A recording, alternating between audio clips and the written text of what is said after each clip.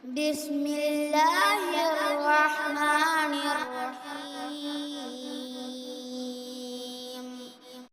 السلام عليكم ورحمة الله وبركاته. إن الحمد لله ونحمده ونصلي على رسوله الكريم. أما بعد. அளவிலா கருணையும் நிகரிலா கிருபையும் உடைய அல்லாஹ்வின் திருப்பெயரால் எனது உரையை ஆரம்பம் செய்கின்றேன். இந்த ரமதானுடைய இந்த சொற்பொழிவில் நம்ம பார்த்துட்ருக்கிற புத்தகத்துடைய பெயர் உளவியல் மேதை அன்னலார். இன்றைக்கி நம்ம பார்க்க இருக்கிற தலைப்பு என்ன அப்படின்னு சொன்னால், உள்ளத்தை நிர்வகித்தல், மேனேஜ்மெண்ட் ஆஃப் மைண்ட். உடலும் உள்ளமும் சேர்ந்ததே மனிதன் எனப்படுகின்றான்.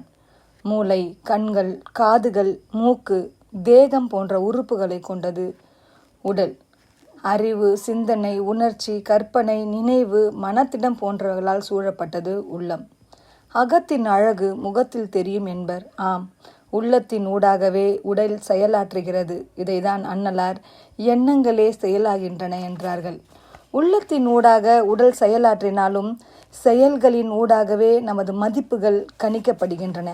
எனவே நம்முடைய உள்ளம் நமது கட்டுப்பாட்டில் இருந்தால்தான் நமது செயல்பாடுகளும் நமது கட்டுப்பாட்டிற்குள் இருக்கும். அல்லாஹ்வின் தூதர் ஸல்லல்லாஹு அலைஹி வஸல்லம் அவர்கள் கூறினார்கள், நிச்சயமாக உடலில் ஒரு சதை துண்டு இருக்கின்றது. அது சீர்பெறுமானால் உடல் முழுவதும் சீர்பெற்றுவிடும். அது கெட்டுவிட்டால் அது முழுவதும், அதாவது உடல் முழுவதும் கெட்டுவிடும். அதுவே உள்ளமாகும். நூல் சஹீஹ் புகாரி, சஹீஹ் முஸ்லிம். உள்ளத்தை சீராக வைத்து கொள்வது எப்படி? உள்ளத்தை எவ்வாறு நிர்வகிப்பது? இதை அறிவதே இத்தலைப்பின் நோக்கம். உள்ளத்தின் இயல்பை குறித்து அல் குர்ஆனில் பின்வருமாறு கூறுகிறது. 91வது அத்தியாயம் 7 முதல் 10 வசனங்கள் வரை. மனித உள்ளத்தின் மீது அதனை வடிவமைத்தவன் மீதும் சத்தியமாக, அதற்கு அவன் பாவங்களையும் நன்மைகளையும் அறிந்து கொள்ளும் ஆற்றலையும் கொடுத்திருக்கின்றான்.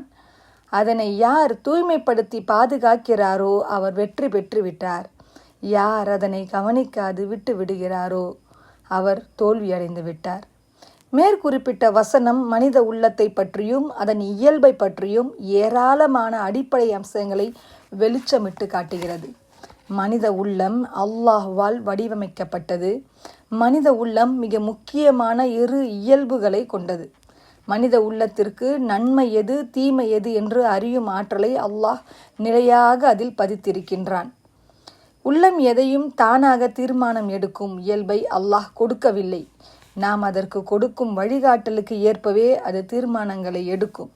நன்மை பயக்கும் வழிகாட்டுதல்களை கொண்டு நல்ல அம்சங்களின் பால் உள்ளம் வழிநடத்தப்படும். மாறாக தீமையான வழிகாட்டல்களை பெற்றால் மோசமான அம்சங்களின் பக்கம் வழிநடத்தப்படும். எனவே மனித உள்ளத்தை விரும்பியவாறு நிர்வகிக்கும் அதிகாரம் அல்லாஹ்வால் மனிதனுக்கு கொடுக்கப்பட்டுள்ளது. மனிதன் தனது உள்ளத்தை எவ்வாறு நிர்வகிக்கின்றான் என்பதை பொறுத்தே அவனுடைய வெற்றியும் தோல்வியும் தீர்மானிக்கப்படும். மேற்கூறப்பட்ட வசனம் மனித உள்ளத்தின் இயல்பையும் அதன் மீது மனிதனுக்குள்ள பொறுப்புகளையும் மிகச் சுருக்கமாக குறிப்பிடுகின்றது. ஒரு மனிதன் தனது உள்ளத்தை செம்மைப்படுத்துவதற்கு முன் மேற்குறிப்பிட்ட அம்சங்களை விளங்கி கொள்ள வேண்டும். ஏனென்றால் மனிதன் தனது உள்ளத்தை தூய்மைப்படுத்துவதற்கு முன்னர் உள்ளம் தன்னுடைய வெற்றியை தீர்மானிக்கும் சக்தியை பெற்றது. அதனை மிகச் சரியாக வழிநடத்த வேண்டும் என்று பொறுப்புணர்ச்சியை உணர வேண்டும். இன்னும் உள்ளம் தன்னுடைய நிர்வாக கட்டுப்பாட்டில் உள்ள ஒரு அம்சம் என்ற தெளிவும் அவனுக்கு அவசியமாகிறது. உள்ளத்தின் தன்மைகள். உள்ளத்தின் மிக முக்கியமான தன்மைகள் 2. முதலாவதாக தடுமாறும் நிலை. மனம் ஒரு குரங்கு என்பர். குரங்கு நிலையில்லாமல் மரத்திற்கு மரம் தாவுவது போல் மனித உள்ளமும் நிலையில்லாதது. அவ்வப்போது நிலை மாறக்கூடிய தன்மையை பெற்றிருக்கும். ஒரு சமயம் நபி அவர்கள், உள்ளங்களை புரட்டக்கூடியவனே, என்னுடைய உள்ளத்தை உனது மார்க்கத்தில் நிலைத்திருக்க செய்வாயாக பிரார்த்தித்தார்கள். இதனை செவியுற்ற சிலர், அல்லாஹ்வின் தூதரே, நாங்கள் உங்களையும் நீங்கள் கொண்டு வந்ததையும் விசுவாசம் கொண்டுள்ளோம். இப்படி இருக்க எங்கள் மீது அச்சப்படுகிறீர்களா என கேட்க, அதற்கு நபி அவர்கள், ஆம், நிச்சயமாக உள்ளங்கள் அல்லாஹ்வின் 2 விரல்களுக்கு மத்தியில் உள்ளன. அவன் நாடிய பிரகாரம் அதனை புரட்டுகிறான் என பதிலளித்தார்கள். 2வதாக ஃபித்னாவை உள்வாங்கும் தன்மை. மனித உள்ளம் எளிதில் ஃபித்னாக்களால் உள்வாங்கிவிடும் தன்மை கொண்டது. ஹுதைஃபா பின் அல் யமான் அவர் ரலியல்லாஹு அன்ஹு அவர்கள் கூறியதாவது, கோரை கோரையாக வைத்து பாய் பின்னப்படுவதை போன்று மக்கள் உள்ளங்களில் சோதனைகள் பின்னப்படும். எந்த உள்ளம் அந்த சோதனைகளில் அமிழ்ந்து விடுகிறதோ அந்த உள்ளத்தில் ஒரு கரும்புள்ளி இடப்படும்.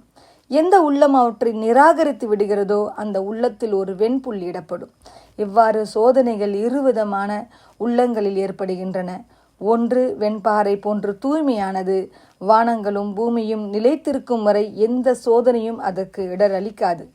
மற்றொன்று சிறிதளவு வெண்மை கலந்த கருமையான உள்ளம். அது தலைகீழாக கவிழ்க்கப்பட்ட கூஜாவை போன்று நல்லதை அறியவும் செய்யாது, தீமையை நிராகரிக்கவும் செய்யாது.